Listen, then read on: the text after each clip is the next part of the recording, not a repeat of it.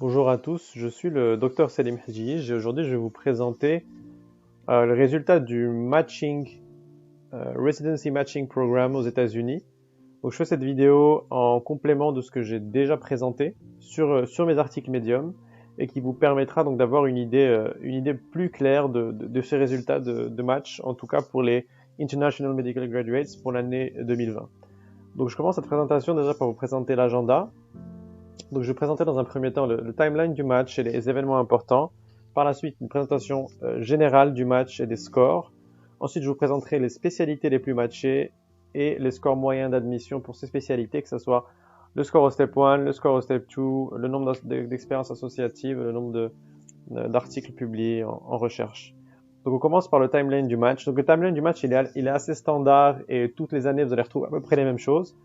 Donc vous trouverez en septembre l'ouverture des inscriptions. Ensuite, il y a une deadline pour envoyer les dossiers. Après cette deadline, donc vous avez encore le temps de reclasser vos inscriptions jusqu'en janvier. Et puis le matching day arrive généralement autour de mars. Donc je vais vous faire une présentation générale du match. Donc ça, ce sont le nombre de candidats par catégorie. Donc on a le nombre de candidats total est autour de 40 000. Et vous avez donc 19 326 candidats qui sont des Senior Students of US Medical Schools, US MD Medical Schools, donc c'est la plus grosse population. À peu près la moitié des gens qui candidatent sont donc des Américains qui sont encore dans leurs études médicales. Le deuxième grand point, donc c'est les non-US IMGs, donc c'est les non-US International Medical Graduates, donc c'est tous les étudiants qui sont pas américains et qui sont diplômés à l'étranger. Comme vous le voyez, c'est la deuxième plus grande population avec 6900 candidats. Donc ces 6900 candidats représentent à peu près 20% de tous les gens qui postulent aux États-Unis.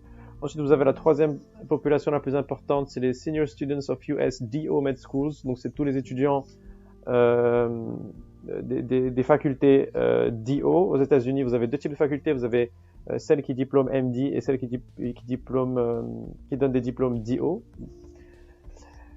Par la suite, donc c'est les American IMGs, donc c'est tous les étudiants américains qui ont fait leurs études à l'étranger. Et enfin, vous avez les Graduates of US MD Med Schools, donc c'est les étudiants déjà diplômés des MD Schools.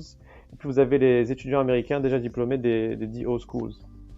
Donc sur ces 40 000 étudiants, ce qu'il faut savoir, c'est qu'il y en a en moyenne 80% qui réussissent à matcher, avec bien sûr des pourcentages qui diffèrent en fonction de la spécialité, en fonction de la catégorie à laquelle vous appartenez.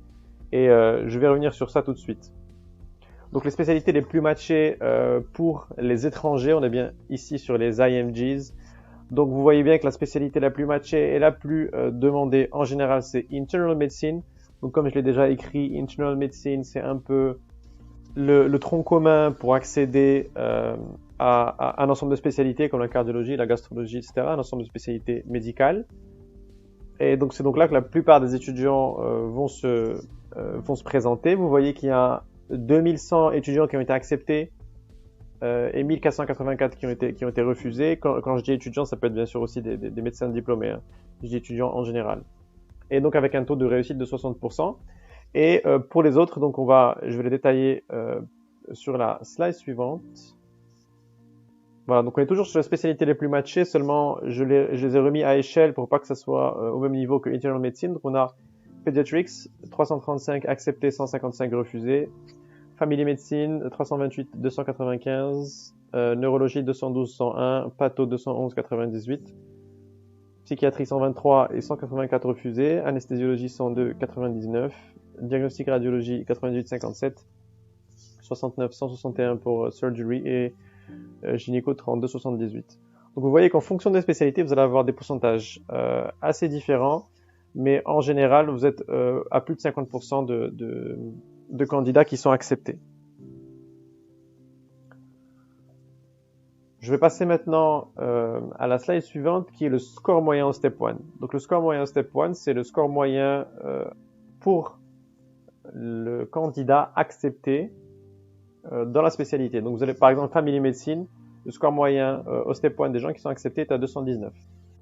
Pour psychiatrie, c'est 225. Pathologie, donc c'est Anapath 229. Pediatrics, donc c'est 229 et ainsi de suite. neurologie 233, internal medicine 237, diagnostic radiology 239, etc.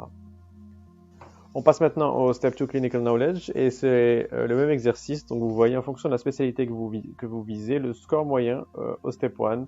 Donc Family Medicine 229, Psychiatry 235, etc. Donc on aura Neurologie 239, Internal Medicine 243, etc.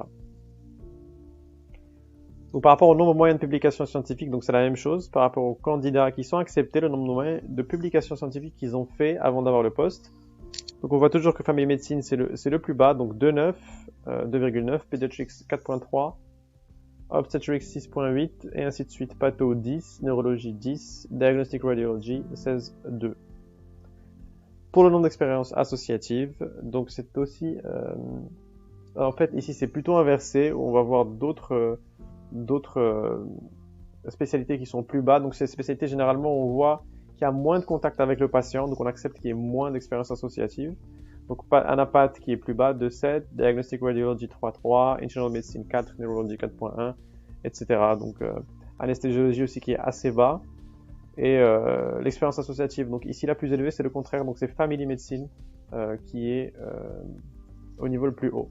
Donc voilà pour cette petite présentation concernant les résultats du match 2020.